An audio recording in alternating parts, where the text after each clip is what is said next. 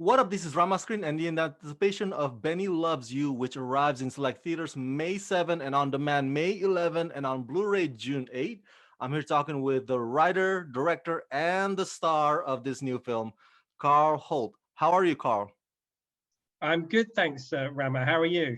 Good. Thank you for taking the time. Wow. This movie is total bonkers. So freaking crazy wild. Benny Benny can give Chucky a run for his money, most definitely. So tell me, Carl, since you're the mastermind behind all this, what inspired you to write and make this film? Why a story about a killer demon plush doll? Well, I guess there's probably two reasons for that. One was I hit 40 and I always wanted to be a filmmaker and I'd never done it. Many reasons why, but it just wasn't financially viable. But by the time I got to 40, I thought I could do this now. I could make a film. So, yeah, there was a case of if I'm ever going to do it, now I'm going to do it, and that was kind of my moment of breaking out of this childhood funk that I'd been in. So there was that, and then there was the fact that 10 years previously we'd made a short film called Eddie Loves You, which had a Elmo toy in it, and that was running around trying to kill its owner, and it could only say the things that were on its voice box, and it did pretty well at the festivals, and we thought, oh, that's the idea that I'd like to turn into a feature film. So we completely redesigned Benny, and then rewrote it so it was become more of a love triangle, and that Benny was there to protect Jack, not to and take out anybody else that got in the way of their friendship.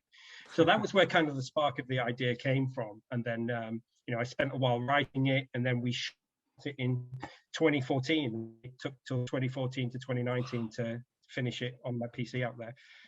Wow, congrats! And since you mentioned it, that was actually going to be my next question about the fact that the design for Benny looks a lot like Elmo, and obviously you mentioned that Elmo was kind of like part of the influence for that design. Talk to me about that, and did you get a phone call from the guys at Sesame Street? No, actually, no, we didn't. When we did the first film, obviously, I thought I can't make a feature with Elmo in it. So we took some cues from him, but we took some cues from like some other Muppets, and tried to give him more like a baby face. Like I wanted the little tooth sticking down. I wanted it to be more like a dog. So he's just got this happy dog-like expression on his face the entire time. In the first draft of the script, he was a magician, which is why he's got this little sparkly, starry waistcoat on as well. Um, Oh.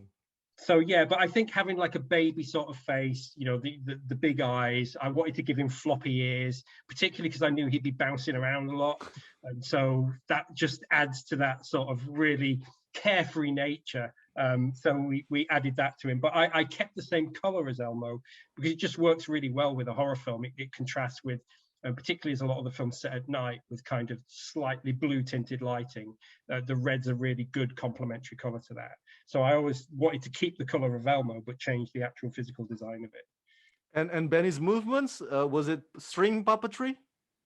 No, it was all CG. Oh, CG, nice. Yeah, because we couldn't. I mean, we had this is the bear we had for the film. So, but he's just. I mean, that's it. There's no articulation involved or any rods or puppetry. We couldn't afford that.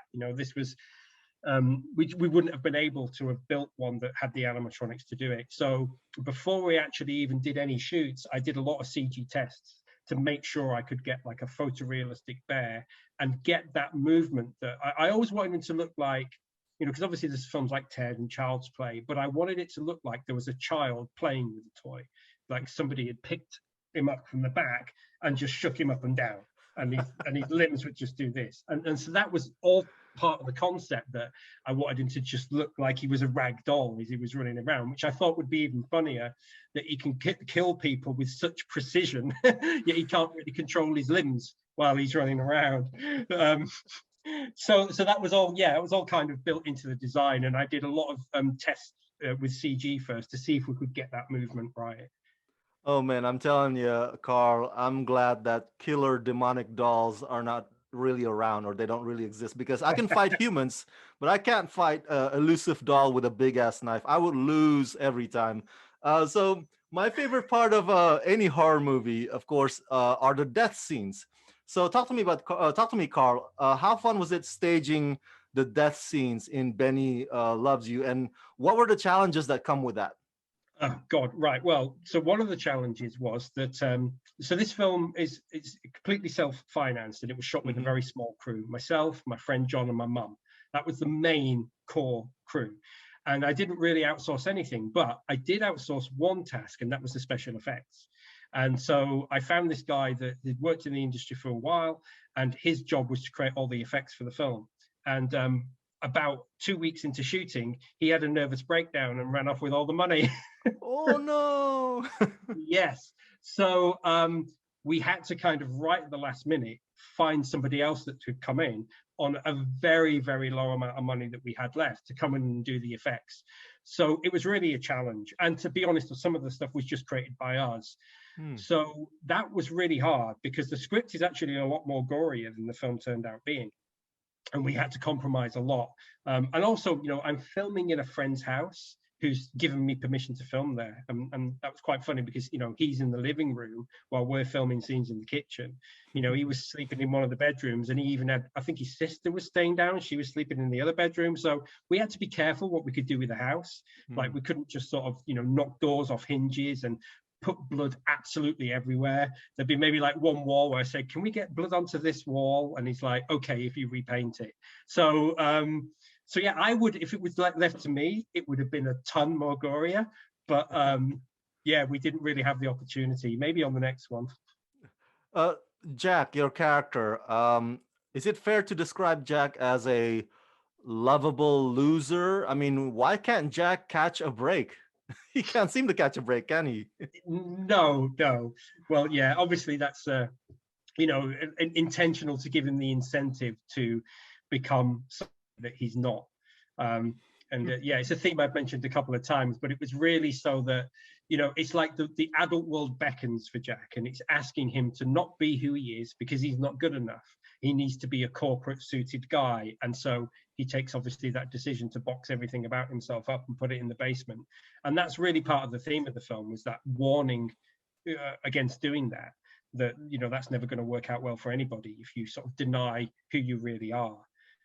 So yeah, we had to build Jack like a man child. But I think unlike other those films where they learn to, oh, I've grown out of it and now I'm an adult and responsible, this was somebody that relearned to go back to being who he was in some respects.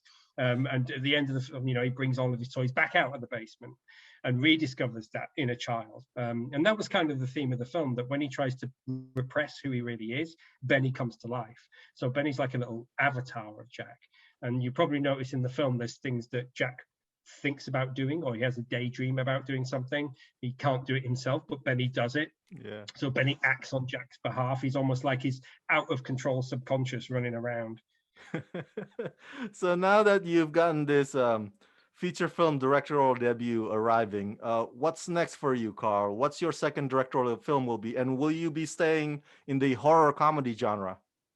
I would like to do something just in the horror genre next. Hmm. And I think that's just because I've grown up absolutely immersed in horror. And I felt like it was just that time of my life when I made Benny, that feel like the right thing to do and what I wanted to do for my first film. But I'd like to make something really creepy and dark next. But what that is, I don't know. It's been strange thing is, even though we finished this film last year, you still spend a lot of time still involved in the film and promoting it and that. So I haven't had the time to even sit down and write something new yet. And I'm hoping that obviously when this is released, maybe some opportunities will come up, and we'll see what's next. But yeah, I'm pretty confident in saying I will make something, and it might be something really cheap again and really small. But if it is, I'll be turning myself towards something dark and something simple.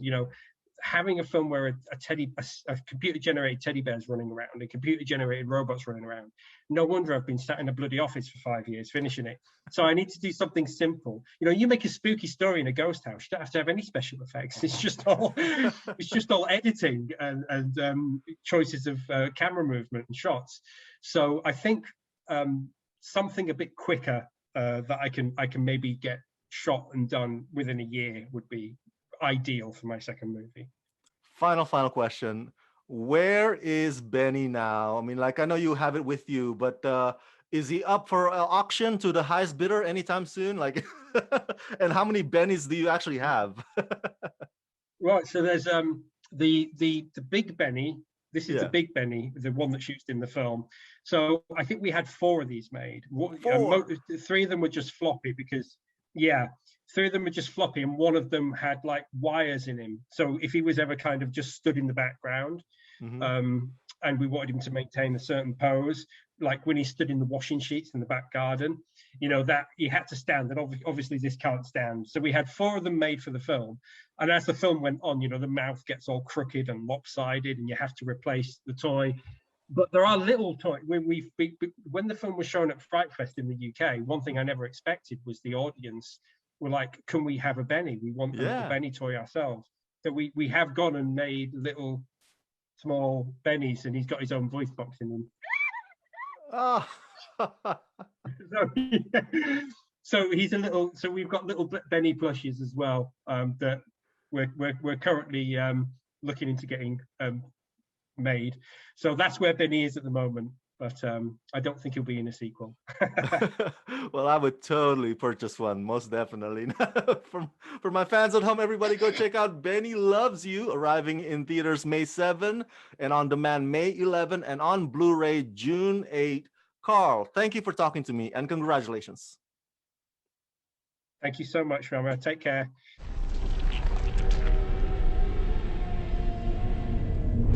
Baby loves